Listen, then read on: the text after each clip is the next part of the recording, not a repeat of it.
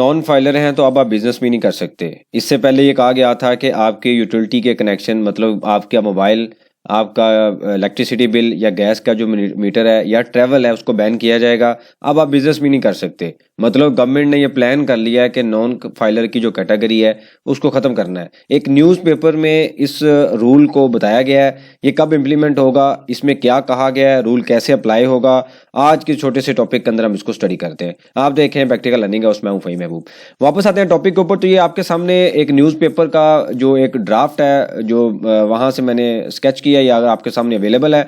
यहाँ पे आप डिफरेंट तरह की, अगर हम इसकी हेडिंग देखें तो लिखा हुआ है मैन्युफैक्चरर और जो इम्पोर्टर है वो रजिस्टर्ड सार्फिन को ही जो इनवाइस कर सकते हैं। मतलब जो आपका कस्टमर है वो रजिस्टर्ड होगा, इनकम टैक्स में अवेलेबल होगा, या सेल टैक्स में रजिस्टर्ड होगा, या फाइलर होगा तो आप सेल कर सकते हैं। अदरवाइज अब आप सेल भी नहीं कर सकते।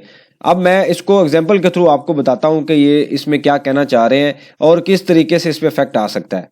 तो एक मैंने नीचे यहाँ पे डायग्राम ड्रा की है।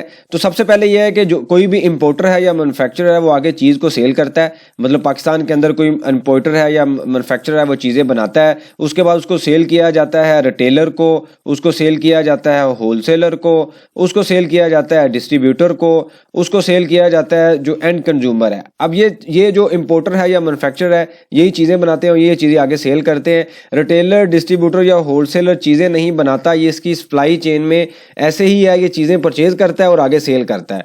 अब अगर इंपोर्टर जो है वो चीज़ ही सेल नहीं करेगा, मतलब उसके ऊपर ये कंडीशन आ गई। इससे पहले ये था कि भाई आप चीज़ परचेज करेंगे तो आपके ऊपर टैक्स रेट ज़्यादा होगा अगर आप नॉन फाइलर हैं। अब उन्होंने ये कह दिया है कि ये जो दो बंदे हैं ना, इंपोर्टर है या मैन्युफैक्चरर है, ये चीज़ ही नहीं बेच सकता, मतलब ये दे नहीं सकता। अगर ये देगा तो इसके ऊपर पेनल्टी है। इसका मतलब क्या हुआ कि जब ये चीज़ सेल नहीं कर सकेंगे तो आपको इन सारी कैटेगरी को मजबूरन जो टैक्स नेट में आना पड़ेगा, टैक्स में रजिस्टर्ड होना पड़ेगा। अब कैसे होना पड़ेगा ये मैं आपको थोड़ा सा एक्सप्लेन कर देता हूँ। सबसे पहले तो ये है कि ये जो इंपोर्टर है या मैन्युफैक्चरर है ये सिर्फ और सिर्फ रजिस्टर्ड कस्टमर को सेल कर सकेंगे जो या तो सेल टैक्स में रजिस्टर्ड होंगे या जो है इनकम टैक्स में रजिस्टर्ड होंगे। मतलब नॉन फाइलर की कैटेगरी में वो अवेलेबल नहीं होंगे। अगर होंगे तो ये लोग सेल ही नहीं कर सकते, ये बेच ही नहीं सकते। उसके बाद क्या कस्टमर को, उसके बाद जो अगला पॉइंट आता है वो है केवाईसी। केवाईसी का मतलब है कि नो योर कस्टमर, मतलब जिस बंदे को आप चीज सेल कर रहे हैं, फॉर एग्जांपल आप मिस्टर ए को चीज बेच रहे हैं तो आपको पता होना चाहिए कि मिस्टर ए कौन है, इसकी शॉप कहाँ पे है, ये टैक्स में रजिस्टर्ड है या नहीं है, कितना बिजनेस है, हर चीज आपको पता होनी चाहिए। ये किस तरीके से अवेलेबल होगा, तार्जर दो स्कीम के थ्रू जो कस्टमर है उसका डाटा एंटर किया जाएगा।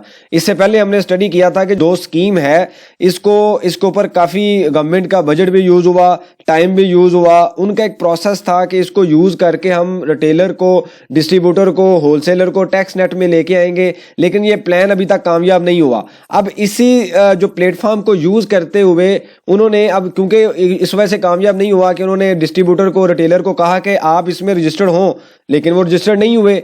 अब इन्होंने कहा जी ठीक है आप रजिस्टर्ड ना हो, हम आपको बिजनेस ही नहीं करने देंगे। मतलब ये है कि रिटेलर, डिस्ट्रीब्यूटर, होलसेलर जो है वो चीजें परचेज जिन लोगों से कर रहा है, अगर आपने उनकी ताजर दो स्कीम में रजिस्टर्ड ना हुए, कंप्लाइंस पूरी ना की, तो ये बंदा आपको सेल ही नहीं करेगा। जब ये सेल नहीं करेगा तो बिजनेस भी नहीं होगा। मतलब ये है कि उन्होंने मैन्युफैक्चरर, इंपोर्टर और डिस्ट्रीब्यूटर, होलसेलर, रिटेलर को आपस में लड़ा दिया है कि भाई आप सेल रजिस्टर्ड हो, नहीं होंगे तो मैं आपको सेल ही नहीं करूंगा। इससे पहले क्या होता था कि अगर आप रजिस्टर्ड नहीं है तो आपको फर्दर टैक्स 4% अप्लाई हो जाता है। अगर आप रजिस्टर्ड नहीं है तो आपको ये भी कहा जाता था साथ के भाई आपको ये भी साथ कह दिया जाता था कि आपको जो एडवांस टैक्स है वो या तो 2% चार्ज होगा 236G का, या 2.5 चार्ज हो जाएगा 236H का नॉन फाइलर के लिए, जो कि इस बजट से बढ़ा दिया गया, इस बजट में इंक्रीज कर दिया गया था।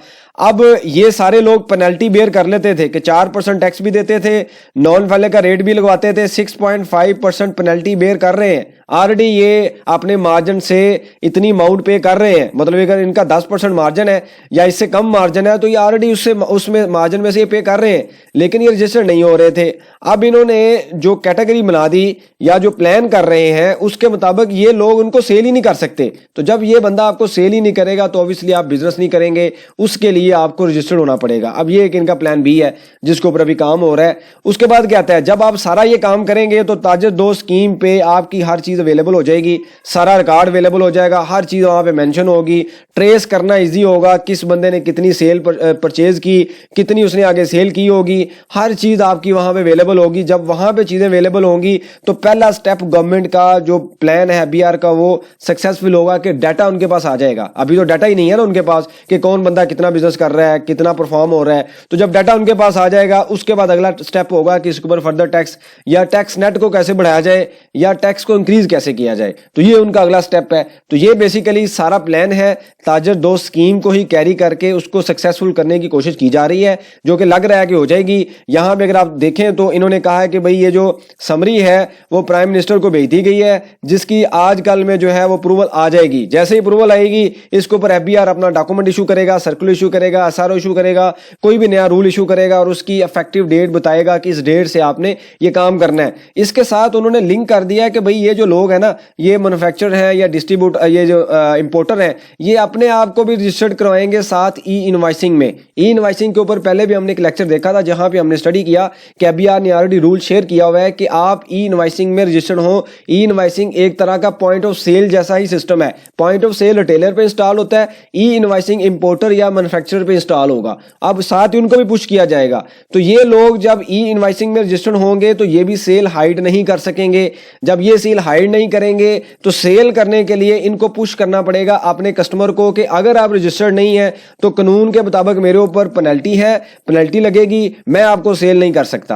पहले तो पेनल्टी बेयर की जा रही थी, जो 70 एक ऑलरेडी जो है वो सेक्शन अवेलेबल है, 108B है मेरे ख्याल में सेक्शन, उसको आप स्टडी भी अगर कर लेंगे शायद अगर मैं ना भूलूं तो 108B का सेक्शन वो यही है कि जब आप अनरजिस्टर्ड को सेल करेंगे तो कुछ मार्जिन के ऊपर आपको टैक्स देना पड़ेगा। हमने एक लेक्चर उसके ऊपर देखा हुआ है, इसी नाम से अगर सर्च करेंगे तो आ जाएगा आपके पास। तो अब इन्होंने कहा है कि आप सेल ही नहीं कर सकेंगे।